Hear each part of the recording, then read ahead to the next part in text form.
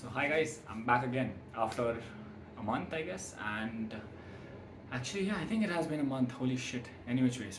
So today what I'm here for is to talk about skateboarding shoes. I think a lot of y'all had asked me on my Instagram as well that hey, what shoes do I opt for, or y'all I have seen y'all wear wrong shoes while skateboarding. So today I'm gonna talk about the best way you can find out your shoes, figure out which one to opt for, and you can directly go for it. So I'm not going to take a lot of time. I know the last video was very long. I'm going to take very less time for this.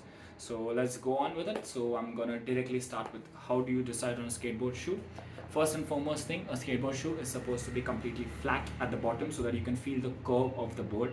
Apart from that, not only flat at the bottom, but the layer on the top also is what matters a lot. A lot of time I've seen people use canvas shoes, or I have seen them use suede shoes. So it works, yes, but suede has way more durability than canvas. So I think using suede makes more sense than canvas. So I will give the difference between both of them any which way, so it's easier for you guys to understand. And I will also in the end talk about my favorite shoe, which I recently got just a week ago. So without any further ado, let's go to the first shoe. So coming to the first shoe, I think canvas. It's Decathlon Volca 100 shoe, which is a really good shoe for someone who's starting how to skate. So how do you decide on the first shoe is if you see the layer in front over here, this is called as a toe cap. This helps you much more better while skateboarding. The reason is because when you're sliding it on the board, this one keeps rubbing off the grip tape, and this is what keeps durability on your sole. It does not wear off quite early. So yes, this shoe is really good, but it is made of canvas. If you see the layer on top is canvas, so this will last probably for a really good skateboarder probably like a day or two, max 3 days if he skates every day for like 2 hours. I have used this shoe only once for 20 minutes, and if you see, I've already started to wear off the toe cap, if you see over here. So the durability for canvas shoes is not a lot, and if I would have done a lot more flips, this would have worn off in like max 2 days, or let's say in hours. I would say probably in like 3 hours this would have been worn off. But it is really good for a beginner because you get good control because of the gum sole. You can control the board, learn the basics of skateboarding. It is flexible as well, so it is easier for you to ride around, and it has the basic usage that you need. When you're learning ollies, you can use this because the toe cap does not wear off very easily. However, the shoe that I really like, which I'm using currently, is the suede shoe. It is called as Volca. If you see the layer, it is suede. It is a complete different material than what you see on canvas.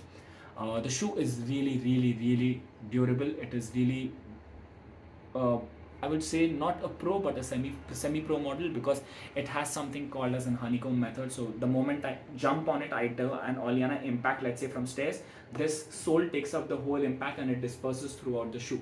So to tell you the fact that this shoe is really good for skateboarding. However, Decathlon has stopped the production of these two shoes in India, so I am not sure.